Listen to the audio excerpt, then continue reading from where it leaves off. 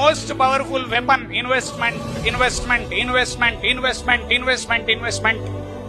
అది తెలియదు ఎవరికి తెలుసా? మిడిల్ క్లాస్ లో పర్టికులర్లీ ఇన్వెస్ట్మెంట్ తెలియదు. 40-50కి వచ్చేసరికి ఇక అయిపోయింది ఏజ్ అనుకుంటారు. ఎక్కడ అయిపోయింది ఏజ్? తెలంగాణలోనైతే ఓపెన్ గా చెప్తున్నా, ఇక్కడ గురించి నంబర్స్ నాకు తెలివై. తెలంగాణలో ల్యాండ్ రేట్లు ఎంత పెరిగినాయి లాస్ట్ 20 సంవత్సరాలంటే ఒకరు ఊహించలేనంత పెరిగినాయి.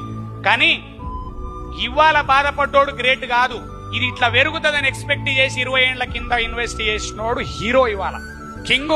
శోభన్ బాబు ప్రతి పర్సన్ కు చెప్పిండట సినిమా ఇండస్ట్రీలో, ప్రతి ఒక్కరు కలిసిన వాళ్ళకి శోభన్ బాబు ఏం చెప్పేది తెలుసా?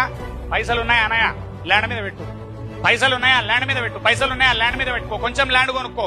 ఎక్కడ 1-2 లక్షలే ఉన్నాయంటే కూడా మూలకు చూపించేదట, ఇది కొనుక్కో.